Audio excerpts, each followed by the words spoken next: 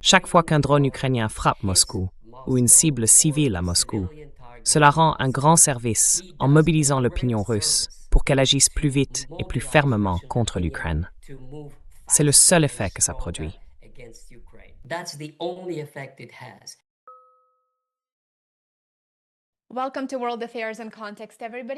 Bienvenue à World Affairs in Context, tout le monde. Aujourd'hui, je suis vraiment ravie d'accueillir à nouveau notre cher ami, le docteur Vladimir Brovkin. Ancien professeur à Harvard, il est aussi l'auteur de nombreux ouvrages sur la politique et l'histoire. Je mettrai les liens ci-dessous, n'hésitez pas à aller y jeter un œil. Vlad tient aussi une excellente chaîne YouTube, Contemporary Issues in Politics with Dr. Brovkin. Une ressource incroyable sur tout ce qui touche à la sécurité européenne et à la guerre en cours en Ukraine. Il vient également de lancer sa page Substack, ce qui me réjouit beaucoup, et je mettrai le lien dans la description. Allez le suivre. Vlad, bienvenue à nouveau dans l'émission. C'est vraiment un plaisir de te revoir. Merci beaucoup, Lena. Je suis toujours ravie d'être dans ton émission.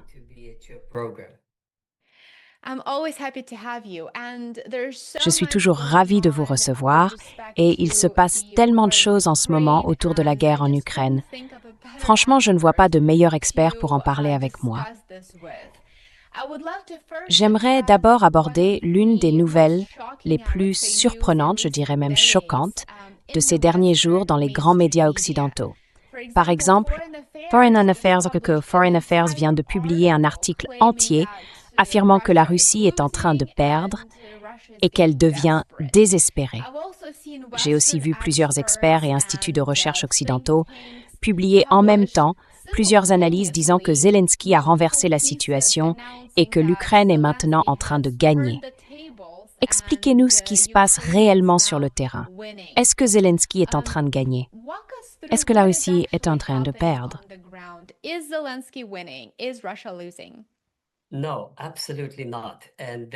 Non, absolument pas. Et on peut l'expliquer en un seul mot. Toute cette campagne est liée au prochain sommet de l'OTAN. Voilà, c'est un spectacle de propagande essentiel dans le contexte de la réunion de l'OTAN à Ankara. Zelensky est désespéré de montrer qu'il est en train de gagner. Sinon, qui va encore lui donner des milliards? C'est bien ça le problème. Il n'a pas le choix. Il doit le faire. C'est la culture occidentale. En Occident, personne ne donne rien à un perdant. Il faut être en train de gagner. S'il ne parvient pas à convaincre au moins les dirigeants européens qui veulent bien être convaincus qu'il est en train de gagner, il n'aura pas l'argent. Maintenant, concentrons-nous sur la question de l'argent. L'Ukraine a besoin de 10 milliards de dollars par mois pour continuer à fonctionner comme elle le fait.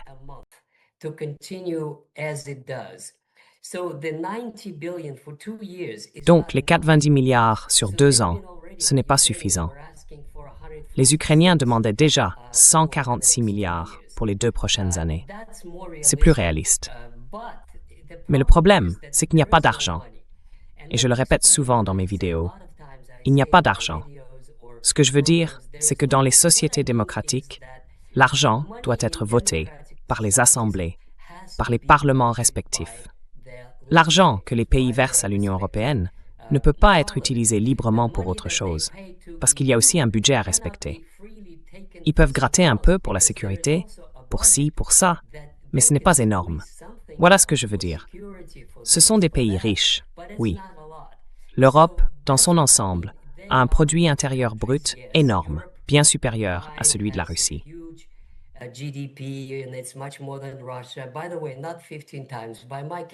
D'ailleurs, pas 15 fois. D'après mes calculs, plutôt 3 fois. Mais bon, une chose, c'est d'avoir un PIB, et une autre, c'est d'avoir de l'argent dans le budget. En réalité, aucun de ces pays n'a d'excédent budgétaire. La seule question, c'est de savoir à quel point le déficit est important. Alors en Italie, la dette représente environ 130% de leur PIB chaque année. Autrement dit, leur dette totale dépasse leur PIB d'environ 120%. Leur dette est plus grande que leur économie. La France, 120%. Le Royaume-Uni, je crois, autour de 110%, quelque chose comme ça. Le seul, l'Allemagne, est à peu près à 80%. Elle n'a pas encore atteint les 100%. Donc voilà, ce sont ces pays-là qui comptent. Et dans ce sens, le fait qu'ils soient riches, qu'ils aient de gros PIB, ne change rien. Ils n'ont pas d'argent à donner à l'Ukraine.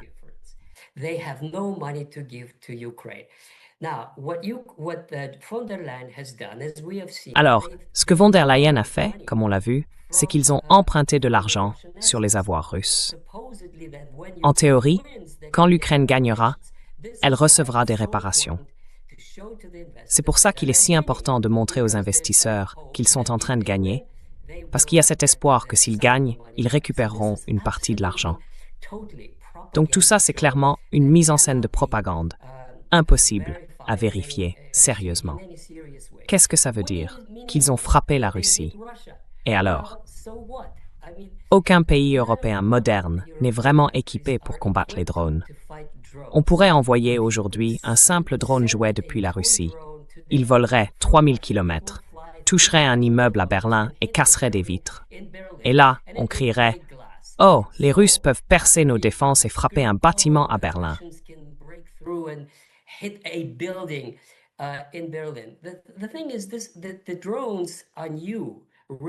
Le fait est que les drones sont nouveaux, relativement nouveaux, et qu'il existe des défenses contre eux. Mais elles ne sont pas parfaites. Ce qu'on voit dans les dernières attaques, presque tous les jours, c'est que l'Ukraine envoie environ 5 à 600 drones à travers le pays. Parmi eux, 2, 3 ou 4 réussissent à passer, donc la plupart sont abattus. Mais les Russes, surtout, disent que tout ça coûte cher. Parfois, ça ne vaut pas le coup, parce qu'on gaspille des missiles conçus pour détruire du matériel bien plus lourd.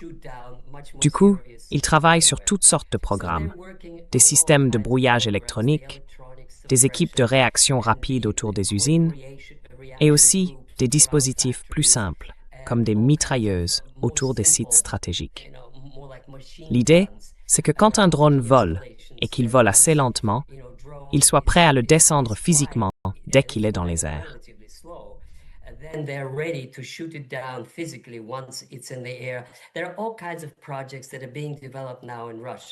Il y a toutes sortes de projets qui sont en train d'être développés en Russie. Mais même s'ils continuent à tirer et à frapper des dépôts ou des usines, ça ne change rien. Oui, c'est douloureux. Ça cause des dégâts. Mais ça ne peut en aucun cas modifier le cours de la guerre. Parce que vous savez, une guerre se gagne sur le champ de bataille. Et quand on parle de bombardement, il faut, comme disent les professionnels, dégrader ou détruire les infrastructures utiles sur le plan militaire. C'est ça qui se passe en ce moment. Et je suis désolé de prendre autant de temps, mais je voudrais juste ajouter une chose. C'est quand même très curieux. Quand les Ukrainiens envoient des drones frapper la Russie, tout le monde s'écrie « Oh, ils ont touché Moscou, ils ont touché Voronezh ou telle autre ville ». C'est intéressant. Quand les Russes envoient 700 drones, là, plus rien. Silence total.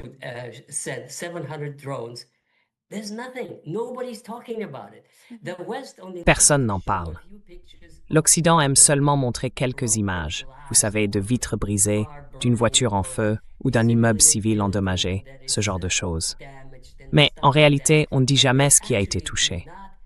Les Russes non plus d'ailleurs. C'est très intéressant.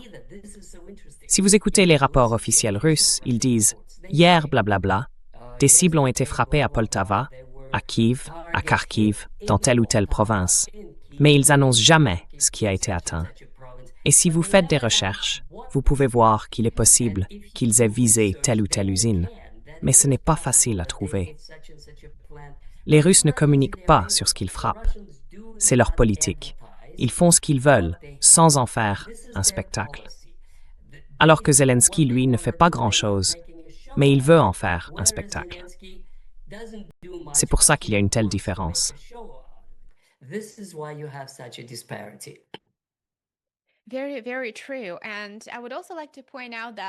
C'est tout à fait vrai.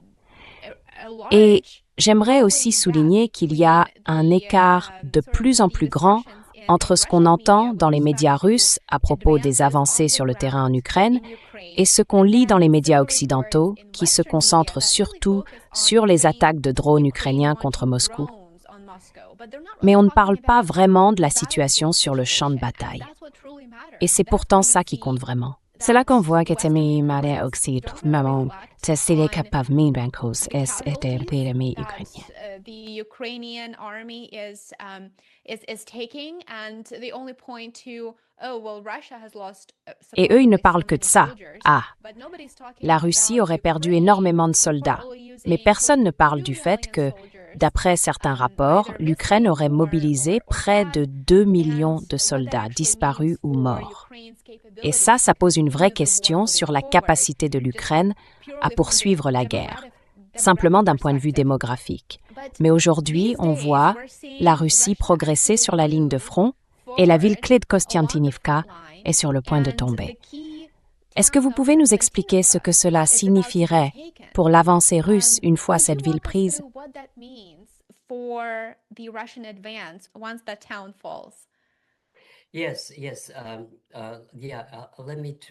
Oui. Laissez-moi essayer de l'expliquer comme ça. Kostiantynivka, Kramatorsk et Sloviansk sont les 3 grandes villes industrielles qui s'enchaînent les unes aux autres. Donc, c'est une immense zone industrielle. D'abord, si et quand les Russes vont la prendre, et je pense qu'ils le feront, ce sera un coup dur pour l'Ukraine. Parce que cela voudra dire que tout le Donbass, donc toute la région industrielle du pays, sera entre les mains russes. Ce serait un énorme désavantage pour l'industrie ukrainienne, pour sa capacité à produire quoi que ce soit sur le plan industriel. Maintenant, concernant les combats, comme on le sait, l'avancée russe est très lente, parce qu'ils cherchent à épargner la vie de chaque soldat. Et ils ne sont pas pressés parce qu'ils savent qu'ils finiront par y arriver.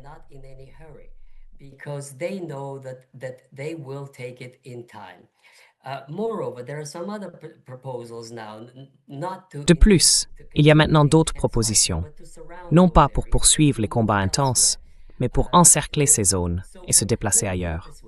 Mais je vais le dire autrement. Sur le terrain, c'est la bataille qui est décisive, et les Russes avancent, ils progressent. Mais moi, je veux me concentrer sur autre chose. Je parle de la situation intérieure en Ukraine. Et ma prévision, c'est que l'Ukraine va s'effondrer de l'intérieur. Elle va tomber, pas seulement à cause de l'avancée russe sur le front, même si cela compte aussi, mais surtout à cause de l'état d'esprit du peuple ukrainien.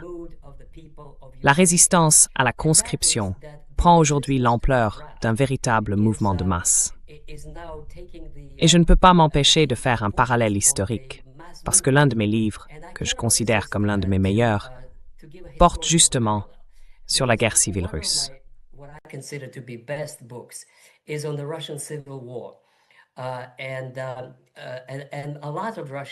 Une grande partie de la guerre civile russe s'est déroulée en Ukraine, parce qu'à cette époque, on n'appelait pas encore ce territoire l'Ukraine. On disait la Malorossia, la Petite Russie, ou simplement le sud de la Russie. C'est là que se sont déroulées des batailles vraiment très dures, entre les Blancs, les Rouges, les nationalistes ukrainiens, les anarchistes, et toutes sortes de bandes armées et de chefs de guerre. Mais si j'y pense aujourd'hui, si je fais ce parallèle, c'est parce que dans mon livre, je montre que les affrontements les plus importants de la guerre civile n'étaient pas, et c'est la thèse que je défends, entre les Rouges et les Blancs, mais entre les paysans et d'un côté, les Rouges, et de l'autre, les Blancs. Autrement dit, entre les paysans et leur résistance à la guerre menée par un gouvernement.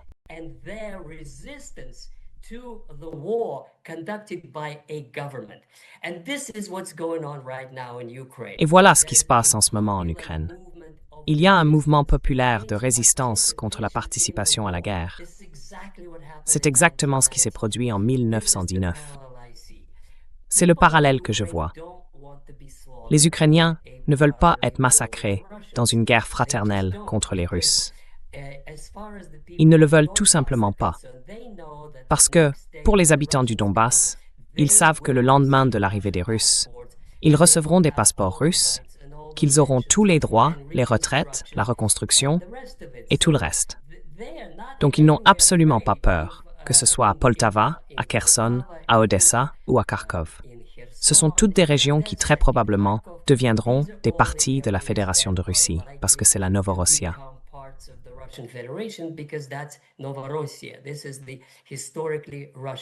Ce sont des terres historiquement russes. Aujourd'hui, même dans les régions ukrainiennes, les gens ne veulent plus se battre.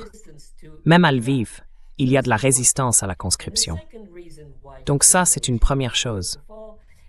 La deuxième raison pour laquelle, selon moi, le régime ukrainien va s'effondrer, c'est ce que j'appelle le syndrome du Vietnam du Sud. Ce que je veux dire par là, c'est que quand les Américains soutiennent quelqu'un, ça finit inévitablement par engendrer de la corruption, parce qu'ils se contentent de jeter de l'argent sur le problème. Quand ils ont versé des milliards au gouvernement du Vietnam du Sud, celui-ci était notoirement corrompu. L'argent partait dans toutes sortes d'affaires, les armes étaient revendues, et il y avait de la cocaïne et toutes ces choses terribles qui se passaient à Saigon. Eh bien, c'est la même chose en Ukraine. L'Ukraine est connue pour sa corruption. Et donc, une grande partie de l'argent et des armes disparaît dans les poches de Zelensky et de son entourage. Voilà ce que je veux dire.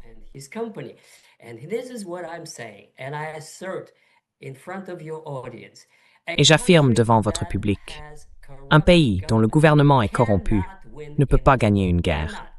C'est impossible. L'histoire le prouve. Ce pays finira par tomber parce que ses dirigeants se préoccupent plus de leur propre poche que du soldat ukrainien qui meurt au front sous les drones russes. Et une dernière chose. Oui, il y a un changement de tactique, et peut-être même de stratégie, dans la manière dont les Russes mènent cette guerre. Ils sont déterminés à prendre le Donbass. Ça, c'est certain. C'est leur objectif principal depuis 2014. Mais ensuite, ce qui devient déjà évident, c'est que les Russes veulent affaiblir l'Ukraine au point qu'elle n'ait plus d'industrie, plus d'armée du tout. Ce qui, d'une certaine manière, si vous êtes ukrainien, peut être vu comme une bonne chose. Si vous ne voulez pas faire partie de la Russie, cela montre que les Russes n'ont aucune intention d'annexer toute l'Ukraine.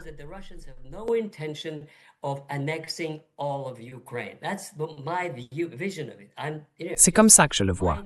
C'est juste mon interprétation, je peux me tromper, mais il me semble que ce que les Russes veulent faire, c'est prendre la partie russophone de l'Ukraine, ou la Novorossia, et rendre le reste du pays inoffensif.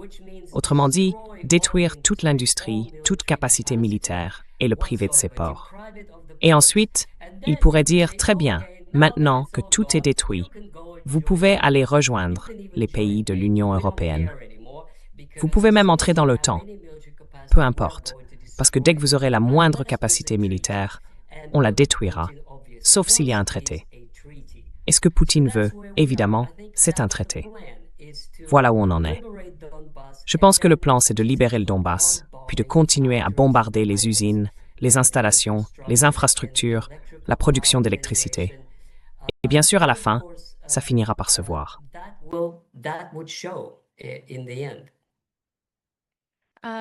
Les frappes de drones contre la Russie, y compris en plein cœur du territoire russe, n'ont pas vraiment changé le cours de la guerre, mais elles semblent servir un tout autre objectif. Et cet objectif, bien sûr, c'est de déstabiliser le pays de l'intérieur. On voit maintenant apparaître une forme de mécontentement grandissant, ou du moins un sentiment de mécontentement au sein de certains groupes de la population russe, à mesure que les frappes de drones deviennent plus importantes et plus fréquentes. Et puis, certaines figures russes influentes qui ne font pas partie des cercles politiques du pays, mais qui ont tout de même un poids considérable. Qu'il s'agisse d'oligarques ou de grands entrepreneurs capables d'influencer l'opinion publique, appellent désormais à frapper les États européens qui fournissent des drones à l'Ukraine.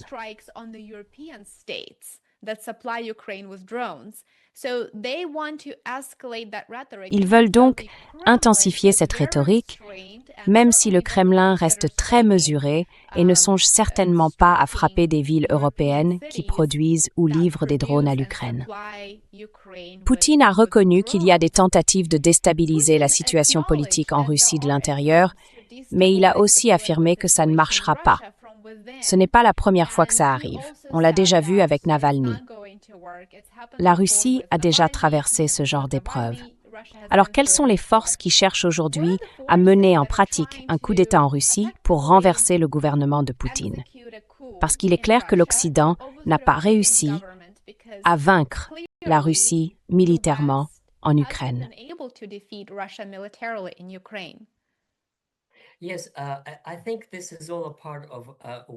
Oui, je pense que tout cela fait partie d'une offensive de propagande occidentale. Et permettez-moi de le redire devant votre public. Il n'y a absolument aucun danger pour le président Poutine. Aucun. Zéro. Sa cote de popularité est aussi élevée que jamais. Et s'il y a un mécontentement, c'est seulement parce que beaucoup de gens voudraient que la Russie frappe plus fort et gagne plus vite. Et je pense que Poutine les entend, parce que sans grand tapage, la manière dont les Russes mènent la guerre a changé depuis environ 3 ou 4 semaines.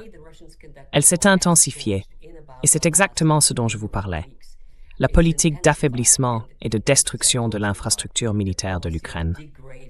Les effets se verront avec le temps, probablement d'ici l'automne.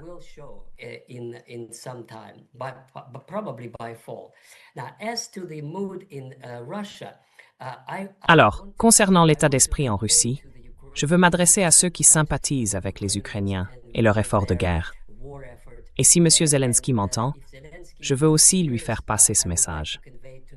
Chaque fois qu'un drone ukrainien frappe Moscou ou une cible civile à Moscou, il rend en réalité un grand service à ceux qui veulent mobiliser l'opinion russe pour agir plus vite et plus fort contre l'Ukraine.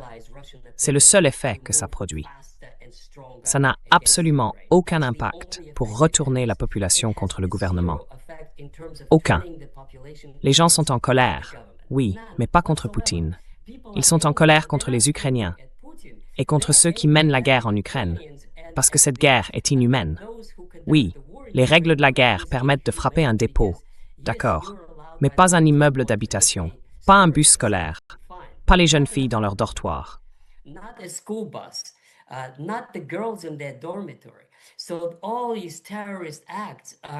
Tous ces actes terroristes ont profondément changé la façon même de penser en Russie.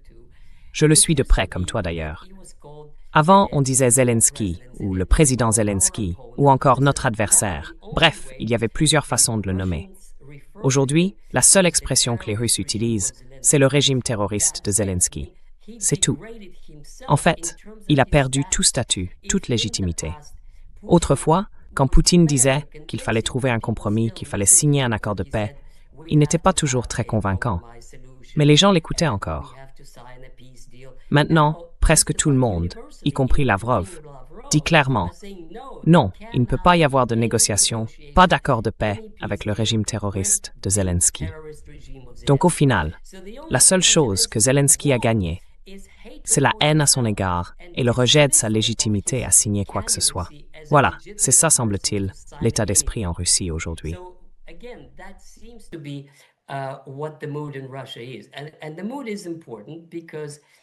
Et l'ambiance, c'est important, parce que comme on le sait tous, en septembre, il y a les élections à la Douma, c'est le Parlement russe. Et ceux qui sont plutôt tournés vers l'Occident ou issus de l'intelligentsia d'opposition veulent en quelque sorte en tirer parti. Pas dans le sens d'être pro-occidentaux, personne n'est pro-occidental en Russie, mais dans le sens de soutenir leurs candidats d'opposition. Par exemple, certains partis qui se disent patriotiques, mais qui veulent renforcer leur présence à la Douma, comme le parti Les Gens Nouveaux. C'est le parti lié au milieu des affaires. Mais le monde des affaires d'aujourd'hui est fondamentalement différent de ce qu'il était en 2022. Et on en parle rarement. Enfin, on, c'est-à-dire ceux qui commentent la guerre en Ukraine, on en parle rarement. Le milieu des affaires russes, aujourd'hui, d'abord, est beaucoup plus riche qu'avant. Et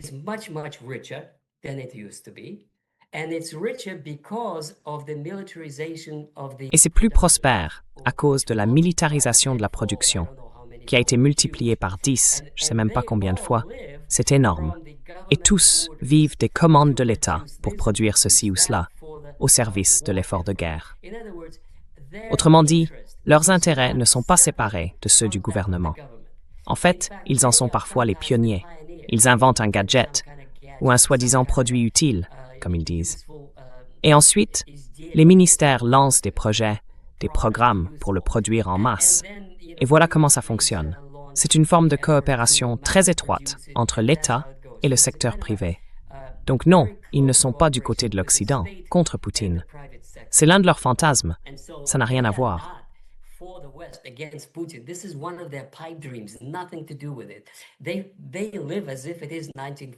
Ils vivent comme si on était encore en 2014. Mais ce n'est plus le cas. La Russie est un pays différent. Et sa base industrielle n'a plus rien à voir avec ce qu'elle était il y a 10 ou 12 ans. Donc de ce point de vue, il y a du mécontentement. Mais jusqu'à présent, ce mécontentement n'a réussi qu'à convaincre Lavrov qu'il est inutile de parler avec les Américains ou avec le régime de Zelensky. Et cela a poussé Poutine à continuer, d'une certaine manière, à maintenir un discours selon lequel une solution pacifique reste possible. Peskov en parle d'ailleurs tous les jours. Mais je pense que Poutine sait très bien, au fond de lui, que la seule raison pour laquelle il fait ça, c'est parce qu'il veut garder une sorte de passerelle de communication avec Trump. Parce que Trump reste utile. Il est encore trop tôt pour le lâcher.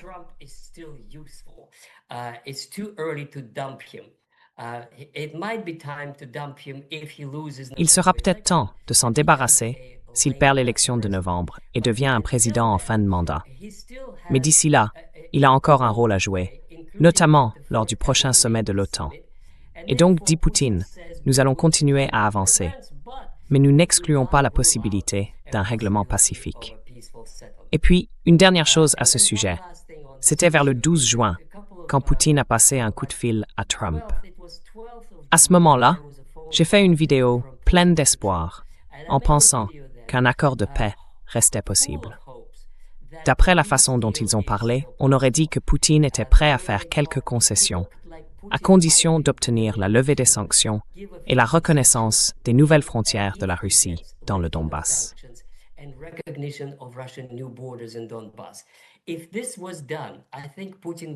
Si ça se faisait, je pense que Poutine serait prêt à faire des concessions sur certains autres points concernant l'organisation de l'Ukraine après la guerre. Et vous savez, beaucoup continuent d'espérer, contre toute attente, que ce soit possible.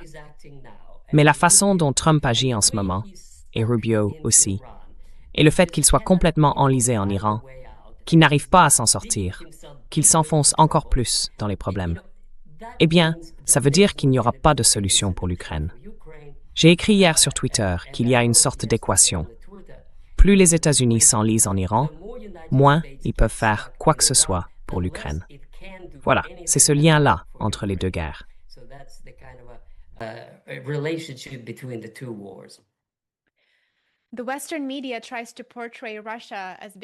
Les médias occidentaux essaient de présenter la Russie comme désespérée. Mais pour tout observateur honnête, il est assez évident que celui qui est vraiment désespéré, c'est Zelensky. Il a récemment menacé d'attaquer son voisin, la Biélorussie. Et bien sûr, la Biélorussie est un pays ami de la Russie. Mais depuis 2022, elle est restée neutre. Et son président, Alexandre Loukachenko, a clairement déclaré qu'il ne voulait pas s'impliquer militairement en Ukraine. Alors, pourquoi Zelensky essaie-t-il d'entraîner Loukachenko dans la guerre? S'agit-il de menaces en l'air? Ou bien Zelensky et ceux qui le soutiennent en Occident? Est-ce qu'il prépare quelque chose?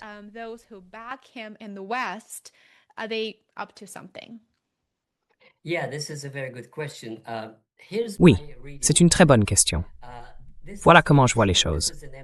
En résumé, c'est une menace vide, parce qu'impliquer la Biélorussie dans la guerre va totalement à l'encontre des intérêts de l'Ukraine, de ses intérêts stratégiques. Ça n'a tout simplement aucun sens. Vous savez, si vous étiez un général neutre en train de parler au président, en l'occurrence à Zelensky, comment pourriez-vous convaincre un général qu'il est dans l'intérêt de l'Ukraine d'étendre la ligne de front d'environ 1000 km? Et pas n'importe où, mais au nord de l'Ukraine, au nord du pays, juste à côté de la Pologne. Et c'est là que se trouvent vos routes d'approvisionnement. Autrement dit, si l'armée russe s'étendait le long de la frontière biélorusse, elle se retrouverait juste à côté de la frontière polonaise.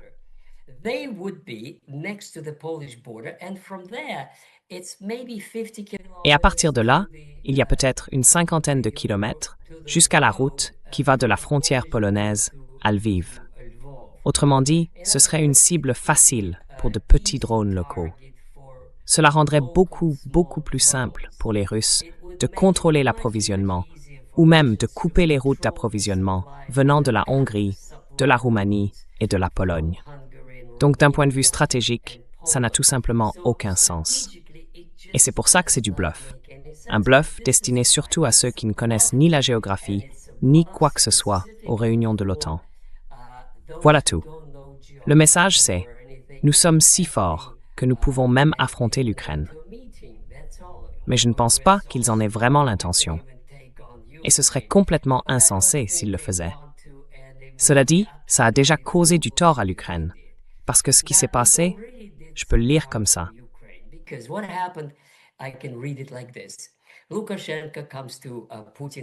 Loukachenko va voir Poutine et lui dit « Qu'est-ce qu'on fait? Moi, je ne veux pas m'en mêler. » Et Poutine lui répond « Oui, je suis d'accord. Tu ne devrais pas t'en mêler, parce que si tu t'en mêles, on se rapproche d'un pas de la Pologne, qui elle aussi pourrait s'en mêler. Et là, on risque une grande guerre. On n'a pas besoin de ça. » Mais ensuite, dans une conversation imaginaire, Loukachenko dit « Oui, mais on a besoin de soutien. On a besoin d'armes. On a besoin de quelque chose de sérieux, au cas où il bougerait. » Et bien sûr, VVP, les initiales de Poutine, répond « Ah oui, on est prêt. » Et moi, je pense que ce qui est en train de se passer, c'est que la frontière biélorusse va être renforcée par les Russes.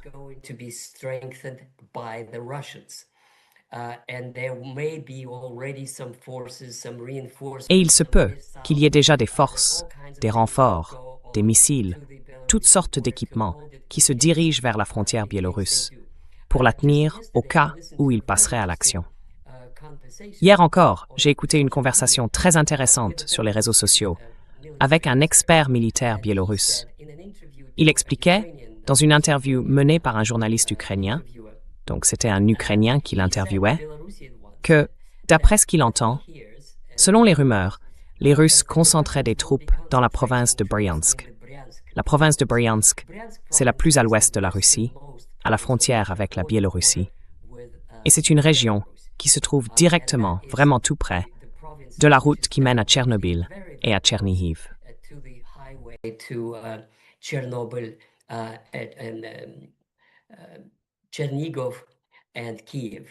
Tchernihiv et Kiev. Donc si c'est bien ce qui se passe, ça peut vouloir dire que les Russes envisagent de reprendre leur offensive sur Kiev. Et à mes yeux, d'un point de vue militaire, ça aurait beaucoup de sens. C'est d'ailleurs ce qu'ils avaient fait en 2022. Alors, même si la zone est sans doute fortifiée et qu'ils ont eu tout le temps de poser des mines et toutes sortes d'obstacles, ça reste quand même le chemin le plus court vers Kiev, depuis la frontière de Bryansk et depuis Sumy. Et ils avancent déjà vers Sumy. Si on regarde la carte du nord de l'Ukraine, Sumy et Tchernobyl se trouvent au nord de Kiev. Ce sont des villes que les Russes contrôlaient en 2022, avant de se retirer. Et il est tout à fait possible que leur plan soit d'y revenir sur la route menant à Kiev. Et bien sûr, c'est Tchernihiv, n'est-ce pas? Tchernihiv. Oui, Tchernihiv, oui. Et Tchernobyl aussi. Oui, Tchernobyl aussi, c'est vrai. Oui. Parce que je sais qu'on a des auditeurs attentifs. Et je veux juste m'assurer que... Les deux villes sont proches l'une de l'autre. Tchernihiv est la capitale de la province, et Tchernobyl est la ville où s'est produit un accident célèbre. Oui, c'est exact. Et bien sûr, jusqu'à présent, on a beaucoup parlé de tout ça dans les médias russes. Même le ministre des Affaires étrangères, Sergueï Lavrov, et d'autres responsables ont évoqué l'esprit d'encourage, n'est-ce pas? Ces accords, ou plutôt ces compréhensions mutuelles, qui auraient été atteints à ce moment-là.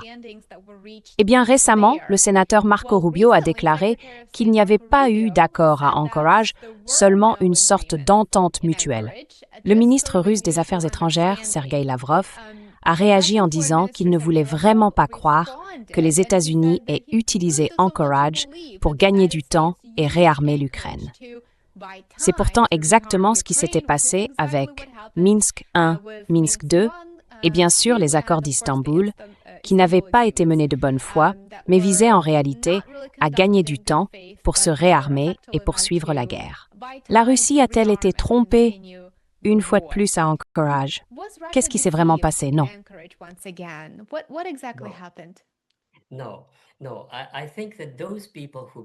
Non, non. Je pense que ceux qui reprennent cette idée selon laquelle la Russie aurait été trompée, que ce serait encore un autre Minsk, et tout ça, ce sont des gens qui veulent, comment dire, présenter Poutine comme un idiot, quelqu'un qui se serait fait avoir plusieurs fois, sans vision stratégique, et qui se serait laissé duper. En fait, c'est juste une manière détournée de discréditer le président Poutine. Alors, qui a raison? Qui a tort? Qu'est-ce qui s'est vraiment passé à Anchorage? Évidemment, personne ne le sait avec certitude. Il y a toutes sortes d'interprétations. Je vais simplement vous dire comment moi je comprends les choses. D'après ma compréhension, à proprement parler, Rubio a raison. Il n'y a pas eu d'accord à proprement parler, et surtout, aucun accord signé.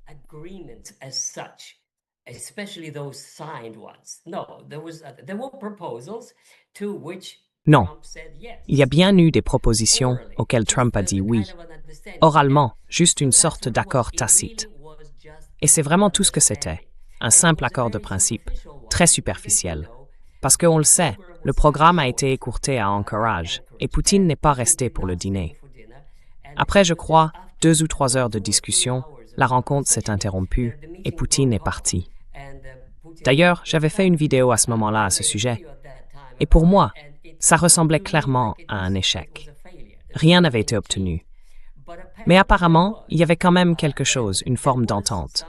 Ce que je pense, c'est que Trump aurait accepté que l'Ukraine ne devienne pas membre de l'OTAN. C'était un accord oral, et je crois que Poutine y a vu un signal très encourageant.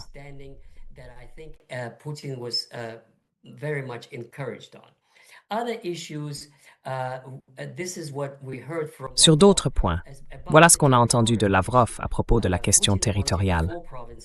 Poutine voulait 4 provinces, plus la Crimée, comme il l'avait annoncé en juin 2024. À cela, et c'est ce que d'autres ont rapporté, Trump aurait répondu que c'était trop.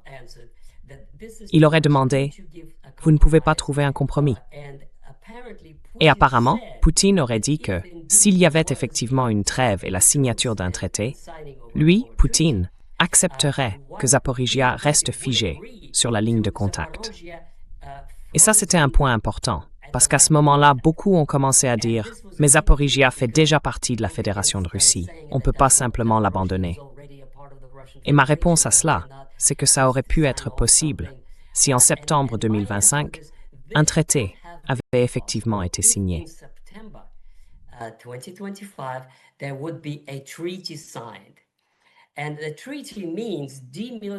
Et le traité signifie la démilitarisation. Cela veut dire que la Russie insisterait pour revenir au nombre de troupes prévues dans l'accord signé à Istanbul en 2022, c'est-à-dire 80 000 soldats. C'est ça, le statut de neutralité. Poutine l'a répété à de très nombreuses reprises. Et il y aurait aussi la restauration des droits des russophones en Ukraine. Il y aurait le rétablissement de l'Église orthodoxe en Ukraine, ainsi que plusieurs autres dispositions à négocier dans le cadre du traité. Alors, qu'est-ce qui s'est passé? Je ne pense pas qu'il ait été trompé.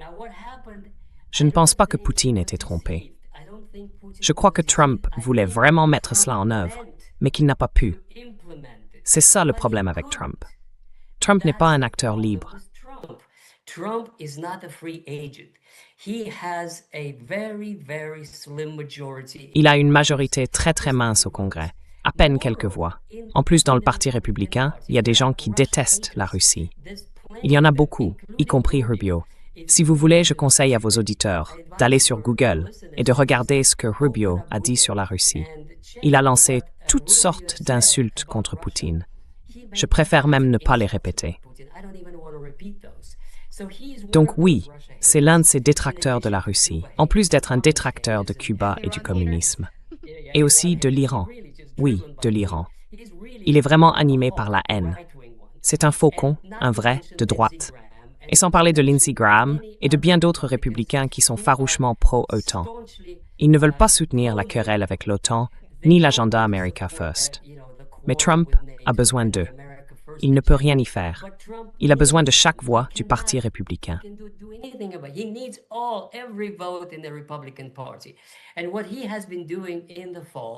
Et ce qu'il a fait cet automne, c'est jouer au chat et à la souris. Un jour, il disait « Oh, je suis tellement en colère contre Poutine. Peut-être que je vais renforcer les sanctions. Peut-être que je vais envoyer des Tomahawks. » Dès qu'il a dit ça, Poutine l'a appelé et lui a dit « Si tu fais ça, on rompra toutes nos relations avec les États-Unis. » Et Trump s'est tu. Il n'a plus jamais reparlé de ce sujet. Donc, au fond, ce que je veux dire, c'est que Trump n'a pas trompé Poutine. Il n'a tout simplement pas pu aller jusqu'au bout. Et aujourd'hui, on en est au même point. Il fait face à une opposition énorme de tous les côtés possibles. Des démocrates, des pacifistes, de ceux qui critiquent Israël, de ceux qui estiment qu'il a trahi le principe de l'Amérique d'abord. En réalité, il est complètement cerné, à la fois par la gauche et par la droite. Et il ne peut pas se mettre à dos le moindre vote au sein du Parti républicain. C'est pour ça qu'en ce moment, il rejoue le dur à cuire. Du genre, je vais dire à Vladimir, tu ne fais pas ça, Vladimir, ne fais pas ça. C'est son rôle préféré, celui qu'il endosse à chaque fois, comme il l'a fait avec l'Iran. Il fait ça tout le temps. Je veux qu'ils fassent ceci, et ils feront cela parce que je l'ai dit. C'est tellement absurde. Parfois, il paraît même plus ridicule que Zelensky, parce que ce n'est tout simplement pas approprié pour un président des États-Unis de se rabaisser à ce niveau de menace creuse, comme s'il était une sorte d'empereur du monde. Ce n'est pas présidentiel. Il se rabaisse lui-même en agissant de façon aussi puérile. Voilà l'explication la plus simple. Il voulait le faire, et peut-être qu'il le veut encore, mais le moment n'est pas le bon. Et on ne sait pas si ce moment viendra un jour.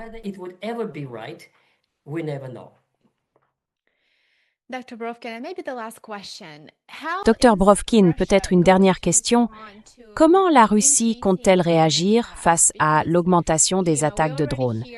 Parce que, vous savez, on entend déjà dire que, hier, environ 600 à 700 drones ont été lancés contre nous, et on sait que d'ici une semaine, ce chiffre pourrait atteindre 1500. Donc ça peut croître de façon exponentielle.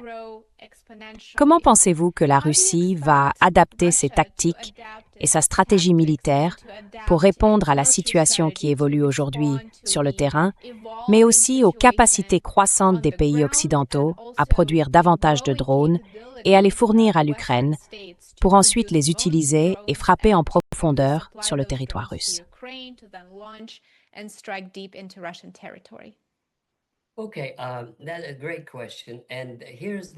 Très bonne question. Et voilà ce que j'entends de plusieurs sources, dont l'une encore aujourd'hui. Il y a en fait plusieurs types de réponses. La première, c'est que les Russes travaillent d'arrache-pied pour, comme ils disent, combler les failles de leur système de défense aérienne. Autrement dit, ce système a été conçu pour résister à des attaques de missiles. Et c'est sans doute l'un des meilleurs au monde.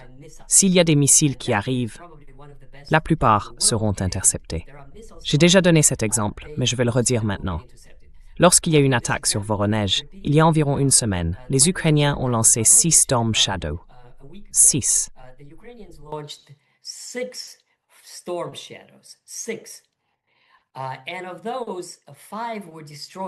Et parmi ceux-là, 5 ont été détruits avant même d'arriver à Voronezh. Et le 6e a été touché, mais il est tombé sur le toit de cette entreprise. C'est une usine sensible qui produit des semi-conducteurs pour les missiles Iskander. Donc c'était une cible importante pour eux, ils ont décidé d'en utiliser 6. Tous ont été interceptés et un seul a endommagé le bâtiment. Aucune atteinte à la production, aucune. Cela montre à quel point les Russes s'en sortent bien en matière de défense contre les missiles. Pour les drones, comme je l'ai dit, hier, 700 ont été lancés sur Moscou, enfin sur la Russie, et 2 ou 3 seulement sont passés. Donc ils y arrivent. Mais il y a tout un programme sur lequel les Russes travaillent jour et nuit. Et il existe de nombreuses solutions locales, ainsi que des solutions d'ensemble. local solutions and the overall solutions. The overall solution is the gaps, as I said. The local solutions is that La solution globale, ce sont les zones à combler, comme je l'ai dit. La solution locale, c'est que chaque usine, chaque entreprise sensible ou chaque site de stockage ait une équipe mobile composée de civils, en gros des gens qui feraient office de garde, présents en permanence. Ces équipes surveilleraient les objets volants qui approchent et seraient prêtes à les abattre avec différents types d'armes locales bon marché, comme des mitrailleuses automatiques ou des mitrailleuses de gros calibre, celles qu'on utilisait pendant la Seconde Guerre mondiale contre les avions. Ce genre d'armes, qui envoie des centaines, voire des milliers de balles, couvrant littéralement le ciel de projectiles, pour qu'aucun petit engin volant, comme ces petits avions jouets, ne puisse passer.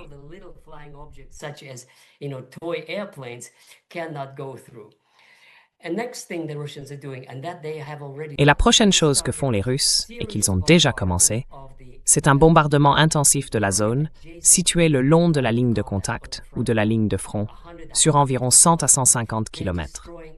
Ils détruisent tout là-bas, toutes les stations-service, toutes les installations qui pourraient servir à lancer ces drones. Le but, c'est de pousser les points de lancement ukrainiens plus à l'ouest. Et qu'est-ce que ça change? Eh bien, ça donne plus de temps aux radars et aux systèmes de détection russes pour les repérer. Et comme ce ne sont pas des missiles hypersoniques, ils volent pendant des heures. Ils volent très lentement.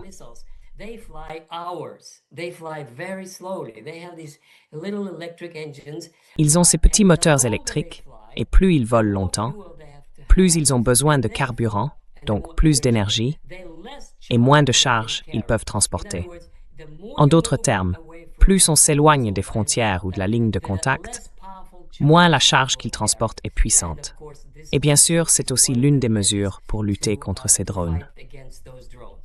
La troisième chose, et j'ai lu ça il y a seulement quelques jours, c'est que les Russes veulent produire plus que les Ukrainiens et les Européens.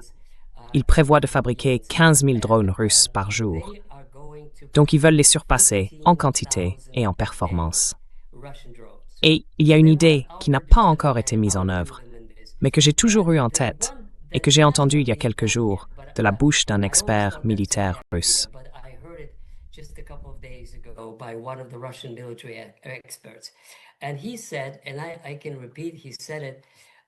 Et il a dit, et je peux le répéter, il l'a bien dit, que ce que la Russie doit faire, c'est détruire tous les ponts le long du Dniepr. Ils disent que c'est un immense fleuve qui coupe l'Ukraine en deux. En plus, ils s'inclinent un peu vers l'ouest, en direction de Kiev. Et en réalité, le Dniepr traverse directement le centre de Kiev.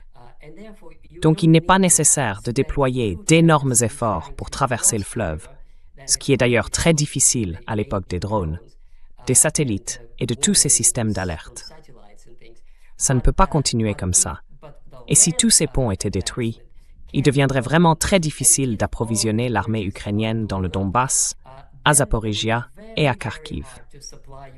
Et enfin, le dernier point, c'est quelque chose qui a déjà été proposé, mais qui n'a pas encore été fait, même s'ils ont essayé. Il y a plusieurs ponts et tunnels vers la Pologne et la Roumanie, et maintenant vers la Hongrie, même si, jusqu'à récemment, la Hongrie n'était pas utilisée. Mais peut-être que maintenant, elle l'est.